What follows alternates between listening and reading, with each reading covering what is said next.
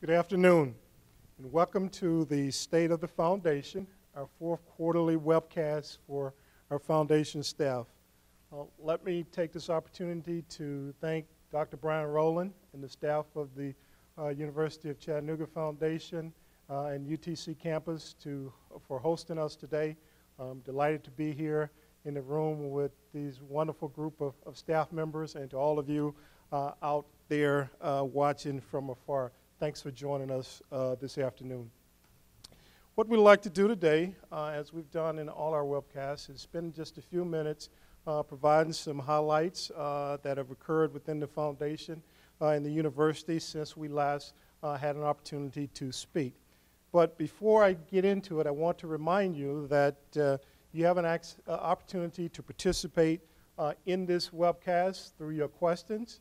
And you can send questions right now as we're broadcasting, or you can send questions later, or if you're in the room, there'll be opportunities for you to ask questions as well. But if you're online and want to send a question, the place to send the questions is services.utfi.org/ask/. So we look forward to any questions that might come in. So let me start today by just pointing out some highlights from our recent UT Foundation board meeting, which was held back on November 15th and 16th.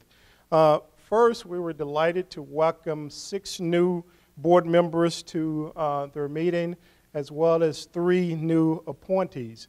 The 6 elected board members are Hans Ari, representing the Health Science Center, Chris Bollinger, representing UT Knoxville, Philip Clendenin, representing UT Martin, Kimberly Cross, representing UT Knoxville, Fred DeCosimo, representing UT Chattanooga, and Kathy Ledbetter, representing the University of Tennessee Institute of Agriculture.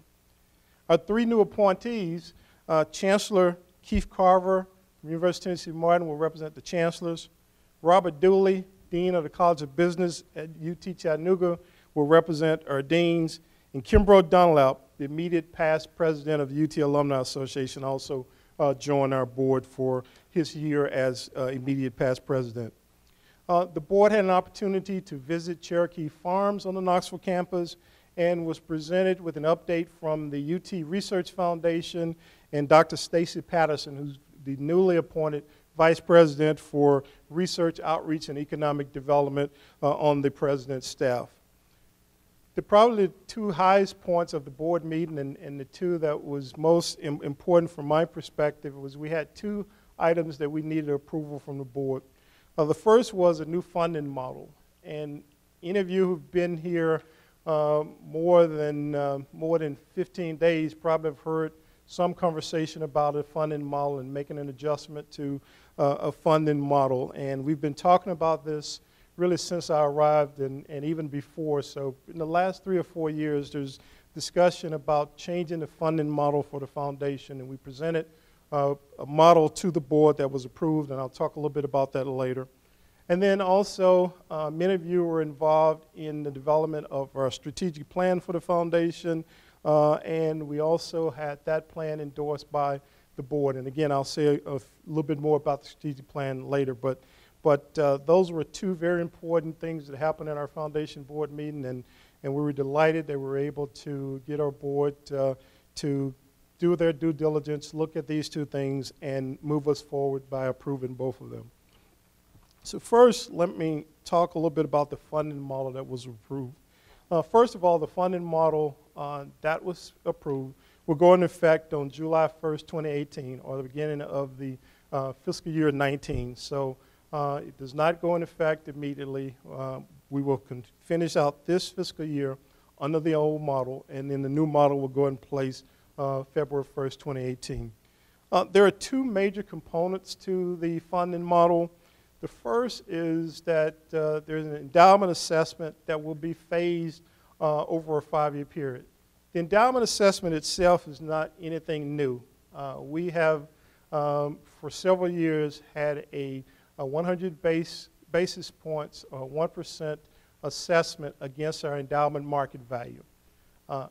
The assessment currently is divided among the various campuses based on their percentage of the overall endowment. So the larger the overall endowment and your portion of the overall endowment, the larger the percentage of the endowment assessment was received by the campus. In our new model, we are actually not changing the assessment itself. So we'll still have 100 basis points as an assessment against the fair market value of the endowment determined on December 31st of the prior year. What has changed is the distribution of that assessment. Currently, 100% of that assessment goes to the various campuses. The phased-in approach that has now been approved by the board is an approach that will ultimately get us over a 5-year period to a point where 50% of that assessment will come into the central foundation and 50% will be distributed to the campuses.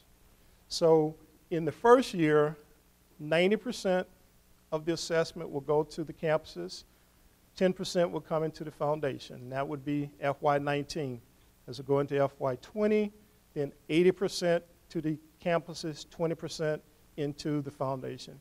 On through till we get to FY 2023, and in that fiscal year, 50% of the assessment would come into the central foundation, and 50% would go to the various campuses, again, based on their percentages of the overall endowment.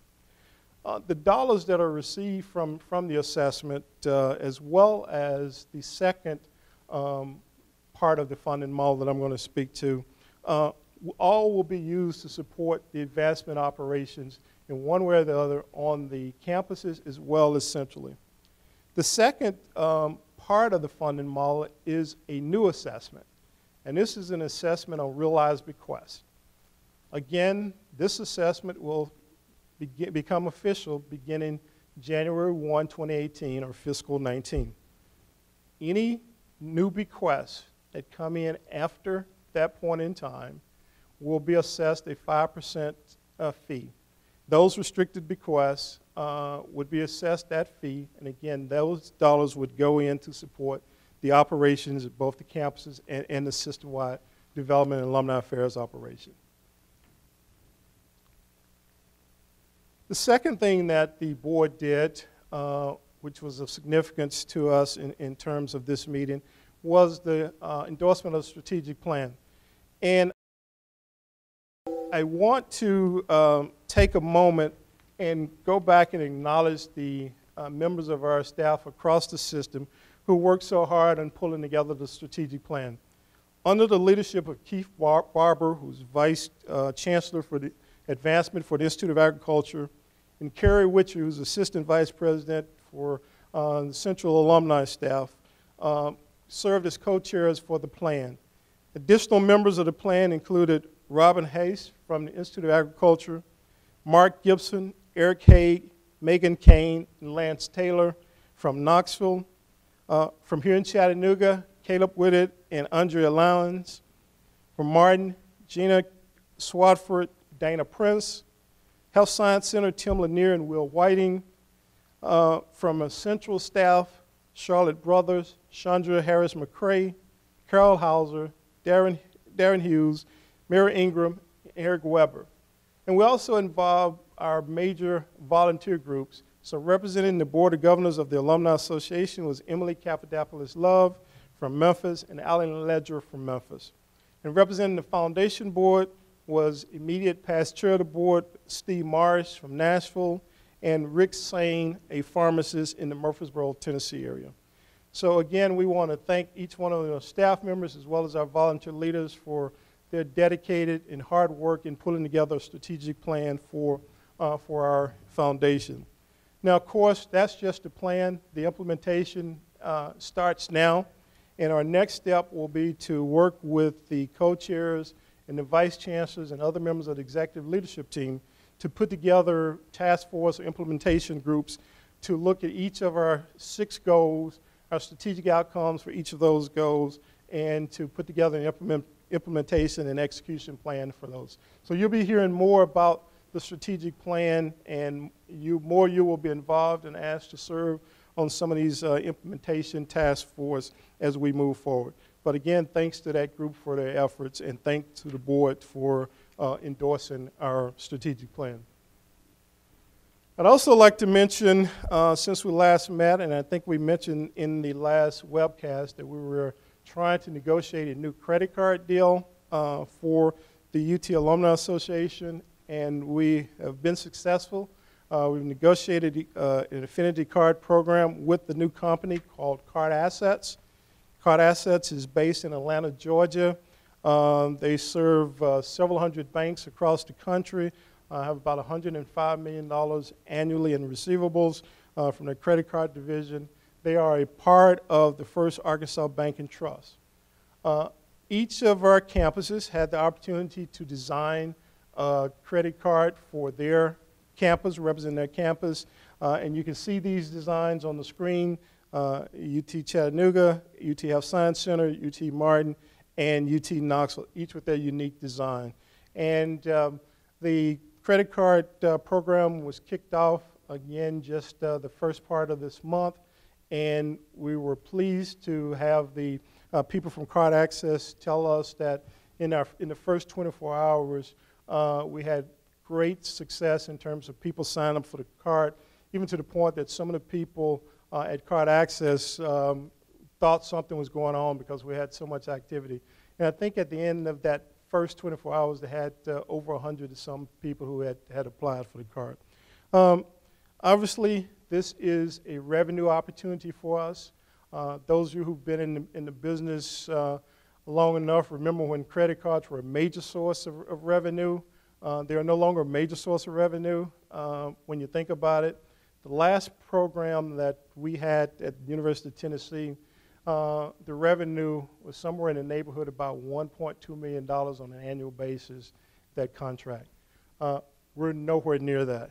Over the life of the contract, which is about an 8-year deal, we hope to be somewhere in the neighborhood of about half of that. So about $600,000 over the entire life of the contract. So you see, compared to what we used to do, while it is a revenue source, it's not the major revenue source that it has been in the past. And the way we receive revenue, it will be based on the number of cardholders. So I would encourage all of you to encourage all of your friends to reach out and grab a designated UT credit card. And then once they get it, spend responsibly, but spend. Will certainly help us in terms of our revenue. One other topic I want to share with us today is that our most important resource is our human capital. And based on some feedback from our employee surveys that we did about 18 months ago or 2 years ago, we wanted to look at our human resources operation and wanted to make some enhancements and updates to make sure we're doing everything we can to provide the services we need for our most important resource, which is our people. So we made some decisions to make some changes with respect to our human resource operation. Obviously, you know, the focus of the human resource operation is to provide and manage resources in the areas of talent management, talent acquisition, compensation, and HR operations. And our outcome, obviously, the desired outcome is to make sure that we have an employee-oriented, high-performance team that supports the advancement operation of the university.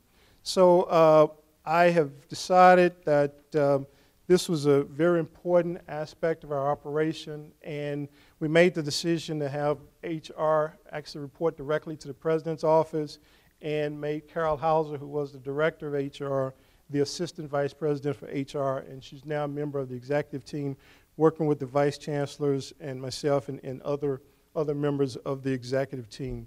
When we talk about those four major objectives, when we think about talent acquisition, you know, we think there are some things we can do in some areas such as better pre-screening of applicants, developing a stronger pipeline for our candidates for vacancies, whether they be on the development side, on the fundraising side, or wherever within our organization. And then we also know that we should take the opportunity to look at our staff internally and see if there are opportunities to grow our own staff and put together plans to, for succession within our organization. So we're going to focus some time on those areas as we move ahead.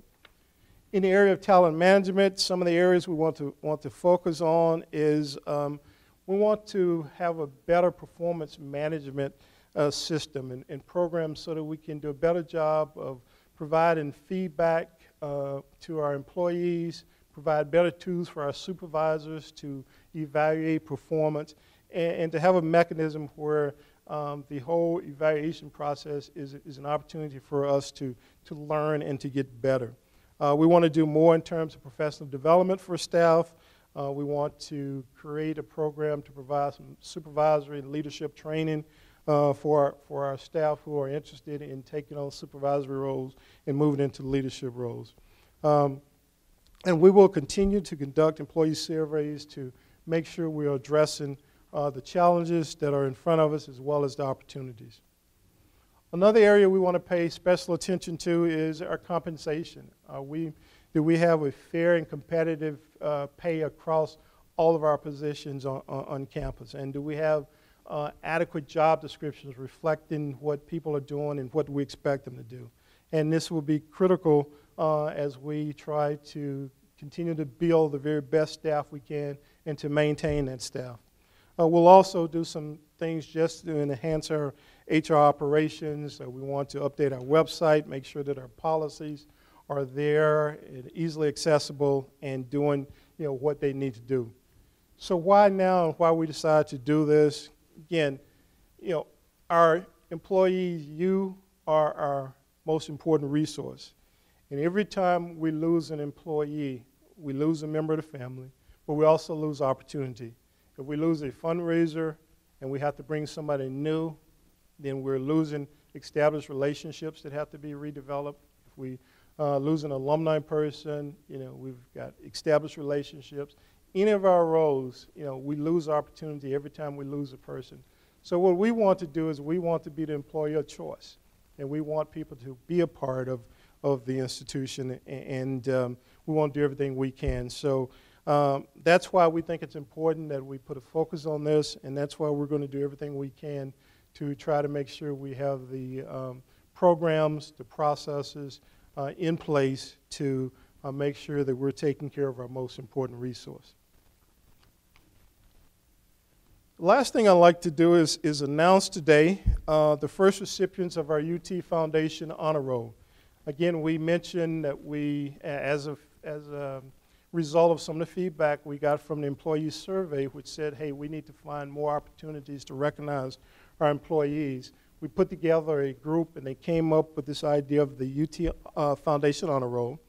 It's a new program designed to recognize and honor the achievements, both professional and personal achievements, of our staff. And the awards are in 4 categories: effective leader. And here we're looking for people who are not just a leader by title or a leader by position, but people who in different and unusual way provide leadership to their unit, to their colleagues, to their operation. The Esteem Award to recognize individuals who have made some personal accomplishments and achievements. Synergy Award is just somebody who's there day in and day out trying to make us better, trying to do everything they can within their unit to make sure that they're serving the constituents of our development and alumni operations. And then finally, the Impact Award. We are a system operation, and while we all have our day-to-day jobs and we all have our local responsibilities, there are those among us who reach beyond the confines of their walls and their responsibility and really try to have an impact across the system. So we look to the Impact Award to recognize those individuals. The nominations for these awards come from the various vice chancellors. There is a committee of employees who were nominated to be on the committee by the vice chancellors and the other members of the executive leadership team. And this committee receives nominations, and they actually make recommendations on the Impact Award to me, and then they select the recipients of the other awards for my endorsement. I want to congratulate all the individuals who were nominated for the various awards: Kate Bremer, Ben Chandler, Charlie Deal, Taylor Hathorn, Jackie Johnson, Tom Looney, Chitobia Martin, Carla McMillan, Gia Pisano, and Laura Suter.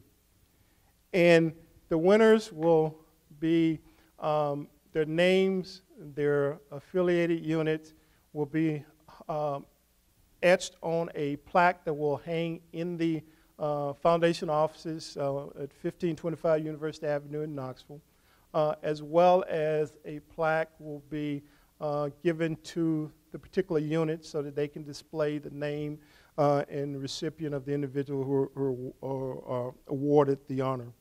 With respect to all of the categories, there's a monetary award associated with it. For the categories of synergy, esteem, and effective leader, there's a $250 award. And for the impact award, there's a $500 award. So I'm now pleased to announce that the winners of the award are by category: Gio Pisano, Effective Leader Award; Charlie Deal, Esteem Award; Ben Chandler, Synergy Award; Tom Looney, Impact Award; and Carla McMillan, Impact Award. So I hope you will take the opportunity to congratulate these winners of the first UT Foundation Honor Roll. We hope you will take the opportunity to come by the foundation office and see the plaque with the name in unit displayed on the plaque. And this will be a permanent plaque, and as we continue to grow, and each year we'll add the winners to the plaque. With that, I want to remind you again that we are open to answer any questions you might have. Those of you who are watching from afar, you can submit your questions online to services.utfi.org/ask, then backslash. Also, for those of you who are in the room, Paul Clark is around with a microphone, and if you have questions, we'll be happy to entertain those as well.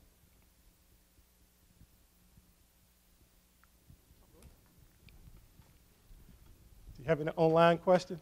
We do. We do, Ricky. But first I want to ask a question. I'll take the opportunity since I'm walking around to ask my own question.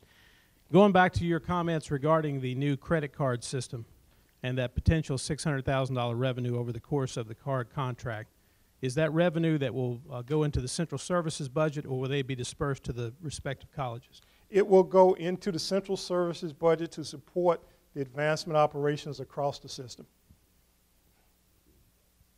Okay. We also have an online question.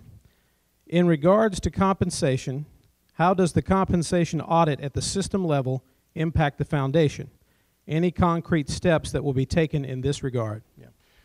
The audit at the system level does not impact the foundation because we have a separate payroll system. However, we will be looking at our, as I mentioned, we will be looking at our system as well and looking for our pay, make sure that our pay is competitive, but it is a separate process from the one that the University of Tennessee system is undergoing.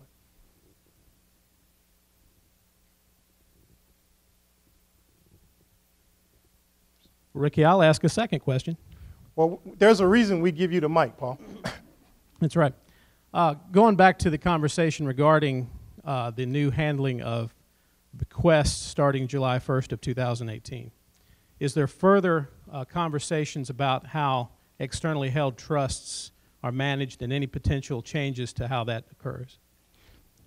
Yeah, Paul, the external trust, for a long time, we actually wrote into our trust agreements that there would be no fees associated with the trust. As you know, I'm sure many of you are aware, there's enormous costs associated with some of the trusts, and there may be 20, 30, 40 years even before any of that is realized from that trust. So we are talking with the university trust office and treasurer's office about actually the ability to assess a fee on new trust. We haven't determined exactly what that fee will be, but that is certainly something that we are looking at and we'll be doing. And we are no longer writing our agreements to say that there will be no fees. Of course, those agreements are in place where we said there would be no fees, then we won't go back and assess a fee against those. But any new ones or any ones where we indicated in the agreement that at some point in the future we might have a fee, then we're certainly looking at those, and those are likely will be receiving some type of fee just to cover the cost of managing those trusts.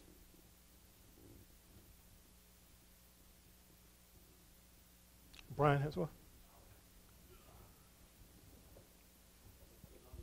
Thank you. More. Ricky, thank you, and welcome to Chattanooga and our campus. Will you talk a little bit about campaign? And I know the strategic plan mentioned the campaign. I'm just hoping you might clarify for all involved. Sure, Brian, be happy to do that. As I think most of you are probably aware, our Knoxville campus officially announced their public phase of their campaign back in, I believe it was September, $1.1 billion campaign, and with somewhere north of $820 million in hand. We are currently working with each of our other campuses for the time in which they will go public with their campaign efforts. We expect and anticipate that each of our areas, UTC, the Institute of Ag, UT Martin, and the Health Science Center, will all be in a position to announce a public campaign sometime prior to 2020. Now, each one of our units are at different places there. For example, some of our areas have chancellors who've just been in their role for less than a year and in the process of doing strategic planning for their campuses. And of course, any campaign activity would be tied to the campus's long-range strategic plan. So our campuses are at different places. Our Institute of Ag has had some discussions with their advisory board in terms of they're close to going public with their campaign. Brian, of course, everybody here in Chattanooga is aware of where you guys are and the conversations that you're having in terms of trying to go forward with the campaign. And Martin and Memphis both are in conversations, and we believe that we'll be ready to go forward with the campaign sometime prior to 2020. All the campaigns are expected to then end by 2022. We were going to do a 10-year campaign, so the campaign started in 2012. The campaign period started in 2012 and would conclude in 2022.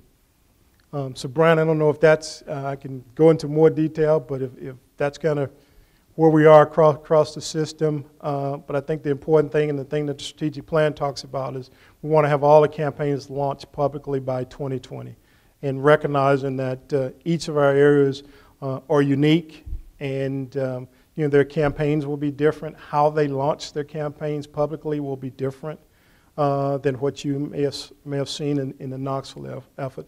But we want all our campuses to be true to who they are and their identity, and so we want to go forward when they're ready and in the way in which they want to go forward.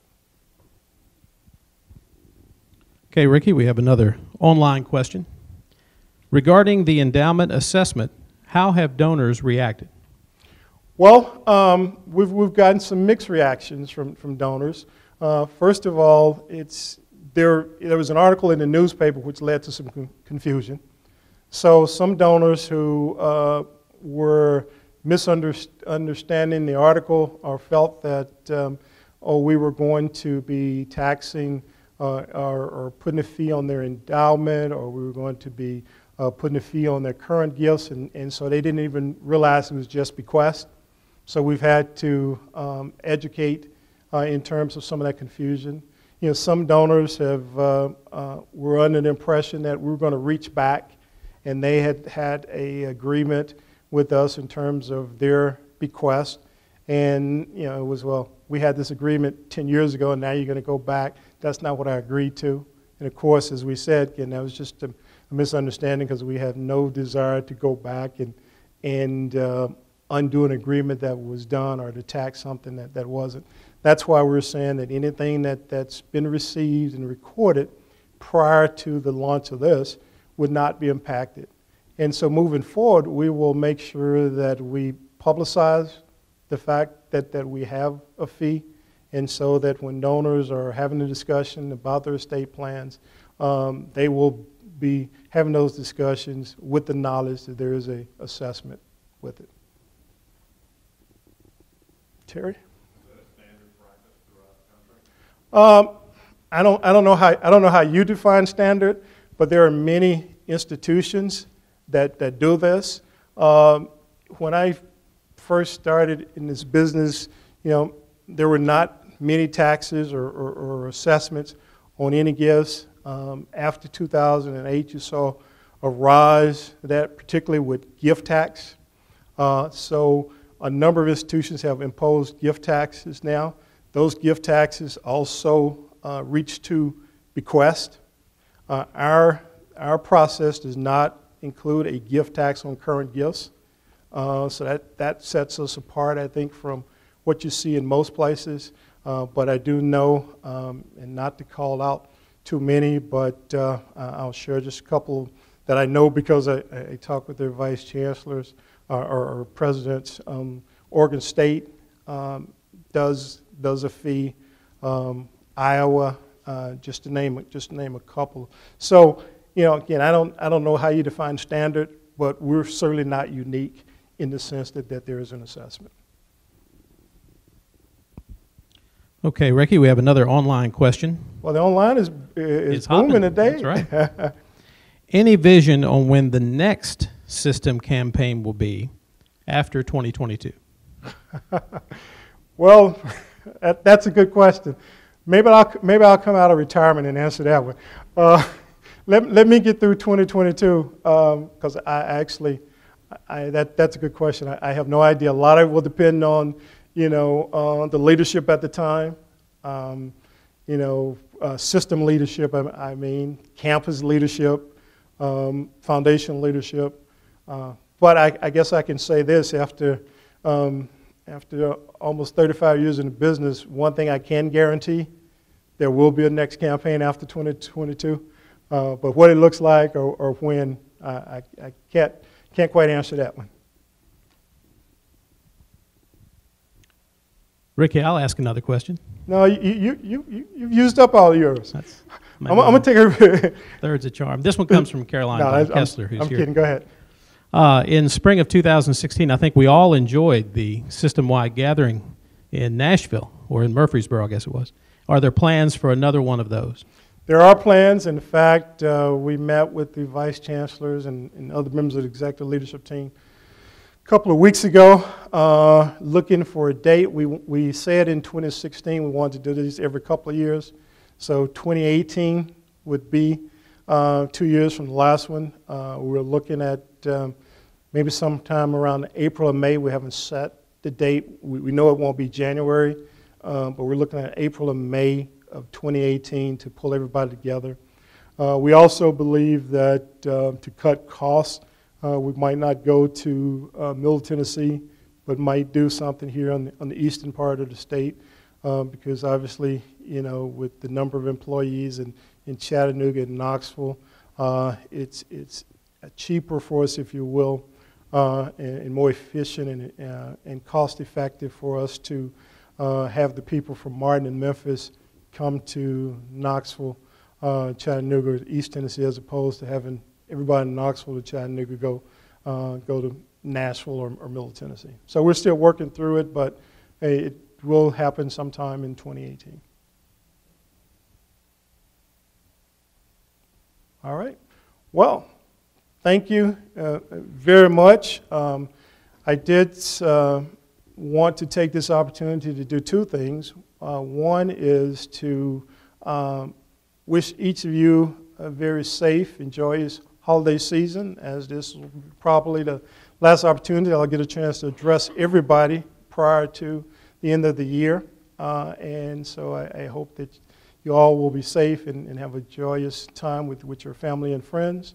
And I look forward to seeing you in 2018. And for those of you who are not here in Chattanooga with us, I apologize because as soon as the camera goes off, Paul Clark is going to do an Elvis Presley invitation. So with that, thank you everyone, and take care.